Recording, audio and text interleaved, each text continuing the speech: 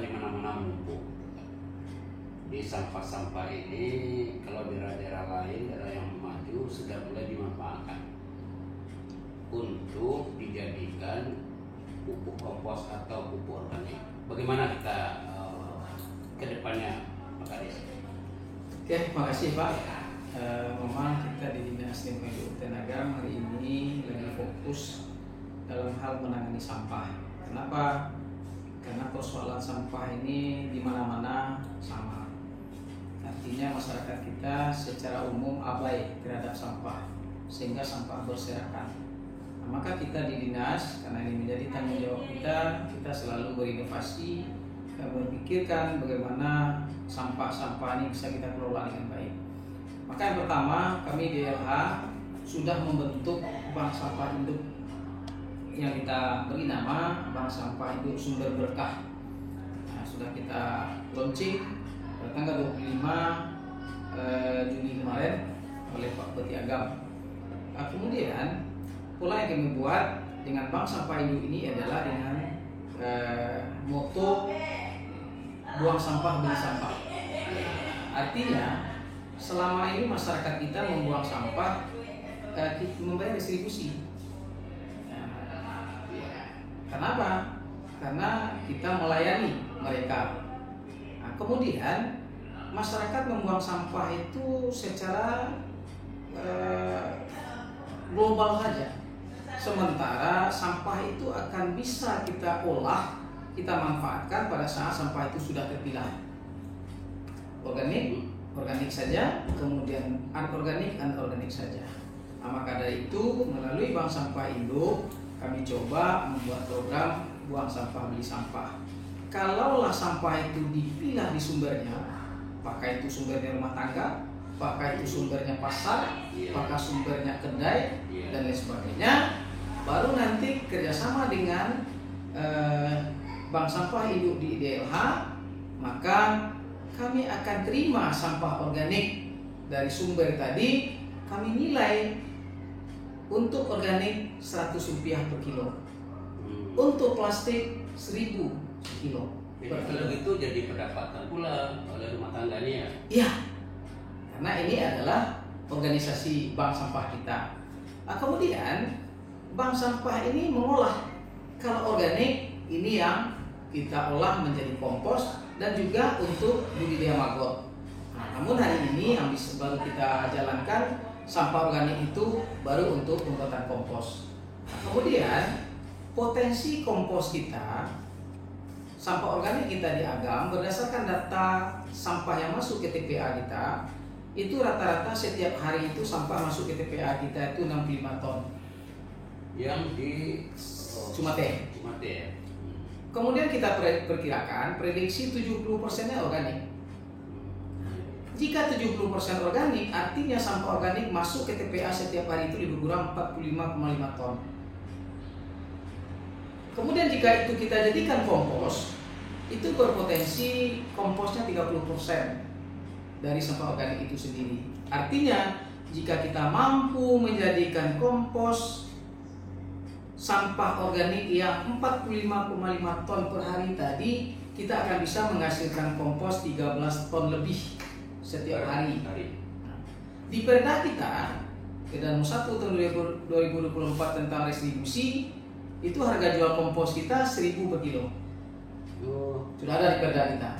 Artinya jika kita bisa merealisasikan ini secara maksimal, dari sampah organik saja kita bisa pemasukan 13 juta lebih per hari. Itu baru dari sampah organik. Kemudian plastik, kita prediksi plastik kita dari 65 ton itu kita anggap 5% plastik. Itu akan ada plastik kita lebih kurang 3 ton per hari. Nah, jika ini bisa juga kita kelola dengan maksimal, karena 1 kilo plastik menghasilkan BBM 1 liter, 60%-nya solar, 25%-nya bensin, dan 15%-nya tanah, kita pukul rata saja, anggapanlah harganya nanti 8.000, artinya 3 ton itu akan menghasilkan BBM 3.000 juga liter. Dikali 8.000 saja, berarti 38 240.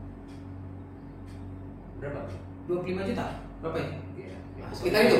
Hitungnya. Jadi artinya kalau sampah ini kita kelola dengan benar dan sungguh-sungguh, ya bukan masalah lagi sebenarnya, tapi nikmat sebenarnya.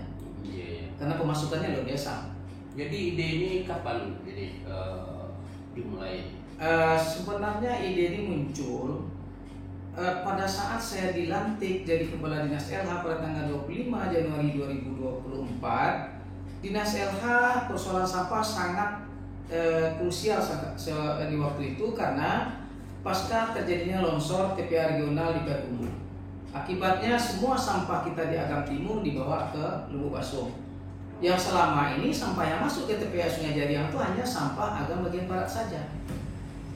Sementara jumlah sampah kita di Agam Timur dibanding sampah kita di Agam Barat hampir 2 kali lipat. Sampah Agam Timur. Itu sampah-sampah pasar ya? Pasar, Dan rumah tangga. rumah tangga, termasuk kantor-kantor.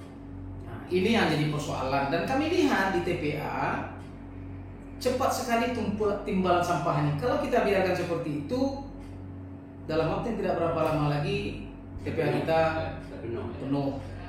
Nah, sementara untuk mencari lahan baru sulit, apalagi anggarannya dengan kondisi kita seperti ini. Nah, maka dari itu kami bersama kawan-kawan di LH diskusi terus bagaimana ini. Nah, ternyata kemudian kita juga sudah ada cikal bakal dari masyarakat kita dari Malalak. Nah, kemudian yang membuat minyak ini, yang mengolah sampah plastik ini. Nah, kemudian saya ngambil peluang ini. Apa peluang? Yang selama ini beliau beroperasi di kampung di Malalak, saya tarik ke sini. Saya bawa ke sini, saya tempatkan dia di TPA, saya kasih fasilitas, kita kasih mes, kita kasih tempat, sehingga mereka mengolah ini. Lebih maksimal dia mengolah karena sampah plastik itu muaranya ke TPA. Yang selama ini plastik di TPA tidak ada yang ngumpul. Yang dikumpulkan orang botol-botol aqua. Yang plastik kresek ada yang ngumpulkan. Jadi sekarang yang sampah plastik ke TPA. Ya. Yang bersifat organik. Nah, ini yang kita coba secara perlahan tapi belum maksimal, tapi sudah kita mulai.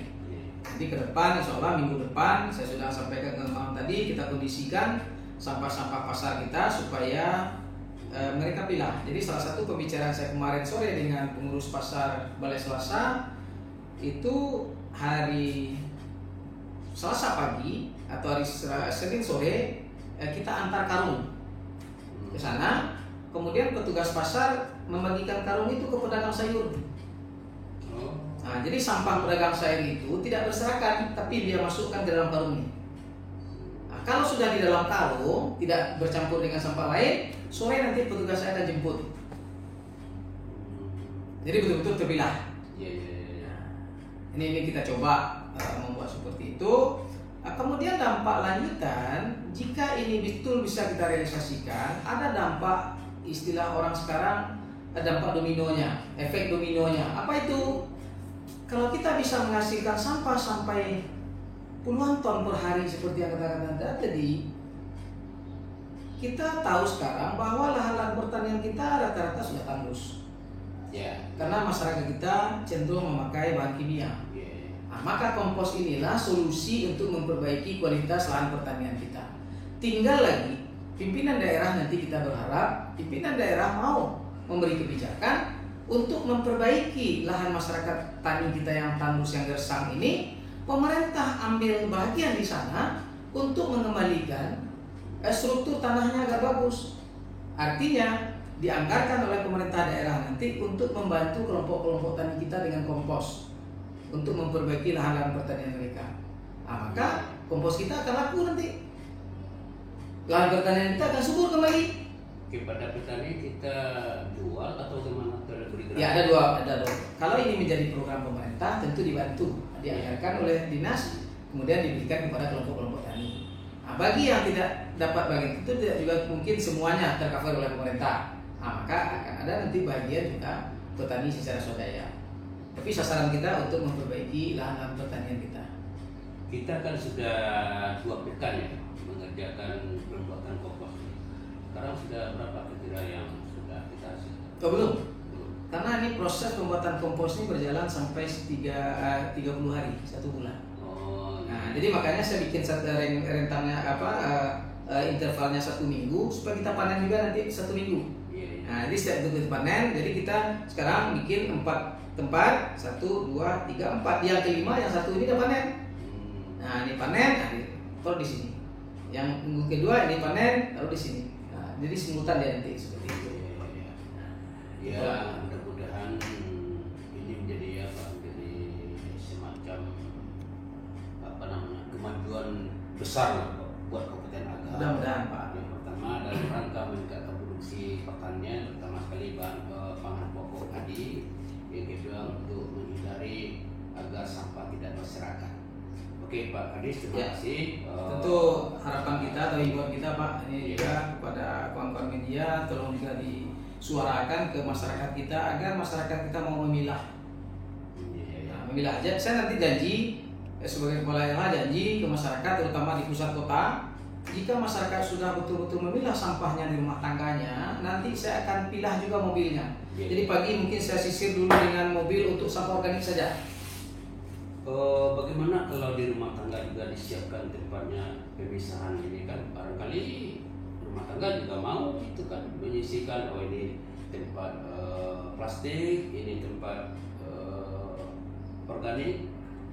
Ya, barangkali jangka panjang bisa, tapi karena keterbatasan kita, saya minta dulu karena sampah organik rumah tangga sebenarnya kan tidak juga cukup banyak-banyak. Jadi cukup dalam kantong-kantong ASW saja, ditaruh di depan rumah, nanti dijemput. Nah, jadi kalau sudah seperti itu, kalau sekarang dipilah pun oleh rumah tangga sampai di mobil dia campur lagi. Karena mobil kita satu itu membawa semua sampah. Khusus ya. Jadi besok kalau betul-betul nanti masyarakat kita sudah memilah, khusus untuk sampah organik kita kirim mobil pertama. Kenapa? Sampah organik tidak boleh lama-lama aja membusuk. Tapi kalau pasti nggak apa-apa tertumpuk di rumah kan ada masalah. Nah, kemudian insya Allah juga hari ini Pak Lukman mobil kompaktor kita itu berangkat dari Jakarta. Kita membeli mobil baru satu lagi hari ini insya Allah berangkat dari Jakarta, sudah diinformasikan oleh rekanan kita. Diharapkan kalau tidak ada kendala hari Jumat sudah sampai di sini. Ya, kemudian kita resmikan nanti pada saat pawai legori setelah 17 Agustus. Dan juga kita sudah ini untuk berapa kita kan sekarang masih dalam tahap uji coba. Sudah berapa tempat kita upayakan untuk memisahkan kantong sampah plastik dari sampah organik ini. Yang pertama kita baru untuk pasar baru mulai Selasa. Kemudian untuk petugas kita yang jemput sampah ke Padang Luar, ternyata di pasar Padang Luar itu saya melihat sampah sayur itu tidak semuanya sampah Pak Lukman, tetapi sayur yang tidak terjual pun dianggap sampah karena di dalam karung penuh itu sampah sayurnya semua dibuang. Allah.